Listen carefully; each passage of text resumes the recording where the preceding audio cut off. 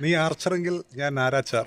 ആ ഒരു മൂഡായിരുന്നു സഞ്ജുവിൻ്റെ തുടക്കത്തിലേക്കുള്ള മൂഡ്. കാരണം ഫസ്റ്റ് ഓവറിൽ നമ്മൾ കഴിഞ്ഞ ടാക്ടിക്സിലൊക്കെ ചർച്ച ചെയ്തിട്ടുണ്ടെങ്കിൽ പൊതുവേ തന്നെ ചർച്ച ചെയ്തിട്ടുണ്ട് ആർച്ചറുടെ പന്തുകൾ സഞ്ജു എങ്ങനെ നേരിടുന്നു, അതിനെ ആശ്രയിച്ചിരിക്കും സഞ്ജുവിൻ്റെ ഫോം എന്നൊക്കെ പറഞ്ഞു. സഞ്ജുവിനെ ഇതിന് മുമ്പ് 3 തവണ കുറഞ്ഞ റൺസിൽ, അതായത് അധികം 23 പന്തുകളിൽ 22 റൺസ് വഴങ്ങി 3 തവണ ആർച്ചർ പുറത്താക്കിയിട്ടുണ്ട്. അപ്പം ആർച്ചറായിരിക്കും സഞ്ജുവിന് വെല്ലുവിളി എന്ന രീതിയിൽ നിൽക്കുന്ന സമയത്ത് ആർച്ചറിൻ്റെ ഫസ്റ്റ് ഓവറിൽ തന്നെ ഒരു ബൗണ്ടറിയും ഒരു സിക്സും അടിച്ചാണ് സഞ്ജു തുടങ്ങുന്നത്. പിന്നീട് മൂന്നാമത്തെ ഓവറിലും ആർച്ചറിൻ്റെ രണ്ടാമത്തെ ഓവറിലും സഞ്ജു ഒരു മനോഹരമായൊരു സിക്സ് അടിക്കുന്നു. അതിനിടയ്ക്ക് ആ ക്യാച്ച് ഡ്രോപ്പ് ചെയ്യുന്നു.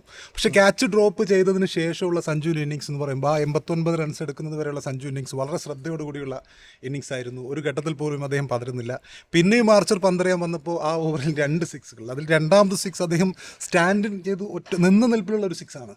അതായത് ഒരു ബോളറുടെ ആത്മവിശ്വാസം അപ്പാടെ തകർക്കുന്ന ഒരു സിക്സ് ആയിരുന്നു. അപ്പോൾ ആർച്ചറിനെ തകർത്തുകൊണ്ടുള്ള സഞ്ജുവിൻ്റെ ഇന്നിങ്സ് തന്നെയാണ്. അപ്പം സഞ്ജുവിനെ സംബന്ധിച്ചിടത്തോളം ഒരു ലൈഫ് ഇങ്ങനെ ഒരു ഫുൾ സർക്കിളിൽ വന്നൊരു ഫീലാണ്. കാരണം നമുക്കറിയാം ന്യൂസിലാൻഡ് പര്യടനത്തിൽ അദ്ദേഹം ഫോം ഔട്ടായിരുന്നു.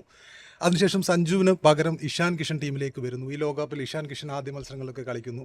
പിന്നെ അവസാനം സഞ്ജു പിന്നെ ഈ അഭിഷേക് ശർമ്മ ഫോം ഔട്ട് ആയതോടുകൂടി സഞ്ജുവിൽ തന്നെ വിശ്വസിക്കാൻ വേണ്ടി, അല്ലെങ്കിൽ സഞ്ജുവിനെ ഇറക്കാൻ വേണ്ടി നിർബന്ധിതരാകുന്ന ഒരു സിറ്റുവേഷൻ ഉണ്ടാകുന്നു. നമ്മൾ ചില സിനിമകളൊക്കെ കണ്ടിട്ടുണ്ട്. ഇപ്പം സഞ്ജു ഒരു കടുത്ത രജനീകാന്ത് ആരാധകനാണ്. അണ്ണാമലൈ എന്ന സിനിമ ശരിക്കും ഇപ്പോഴത്തെ ഈ സഞ്ജുവിൻ്റെ ഈ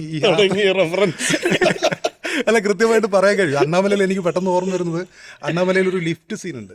അതായത് രജനീകാന്ത് എല്ലാ താഴ്ചകളിൽ നിന്നും ഉയർന്നു വന്ന് ഒരു ലിഫ്റ്റിൽ ഇങ്ങനെ കയറുന്ന സമയത്ത് അപ്പുറത്ത് രജനീകാന്തിൻ്റെ ശത്രുവായിരുന്ന അശോക്, അദ്ദേഹം ലിഫ്റ്റ് ഇറങ്ങി വരുന്ന ഒരു സിറ്റുവേഷൻ. ശത്രു ഇവിടെ ശത്രു എന്ന് പറയാൻ പറ്റില്ല. അതായത് എതിരാളികൾ, വിമർശകരൊക്കെ ലിഫ്റ്റ് ഇറങ്ങി വരുന്ന സമയത്ത് അണ്ണാമലൈ രജനീകാന്ത് ഒരു കൂളിംഗ് ഗ്ലാസ്സൊക്കെ ഇട്ട്, ഒരു കോട്ടൊക്കെ ഇട്ട്, ഒരു വൈറ്റ് കോട്ടൊക്കെ ഇട്ടിട്ട് മുകളിലേക്ക് ഏറുകയാണ്. അതായത് വിജയങ്ങളിലേക്ക് നടന്നെടുക്കുകയാണ്.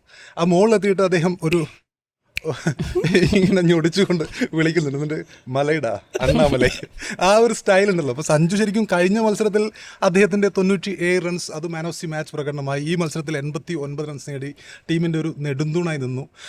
എന്തായാലും സഞ്ജുവിനെ സംബന്ധിച്ചിടത്തോളം, ഇന്ത്യൻ ആരാധകരെ സംബന്ധിച്ചിടത്തോളം, മലയാളി പ്രേക്ഷകരെ സംബന്ധിച്ചിടത്തോളം വളരെ സന്തോഷം നൽകുന്ന ഒരു സമയം തന്നെയാണ്. ഇപ്പോൾ സഞ്ജുവിൻ്റെ ഈ ക്യാച്ച് എടുത്തതിന് ശേഷമുള്ള അദ്ദേഹത്തിൻ്റെ ഇന്നിങ്സ് എന്ന് പറയുമ്പോൾ കൃത്യമായിട്ടും, അതായത് നമ്മുടെ ഈ മഹാഭാരതത്തിലൊരു കഥയുണ്ട്, യുധിഷ്ഠിരനും അർജുനനും തമ്മിലൊരു കഥ.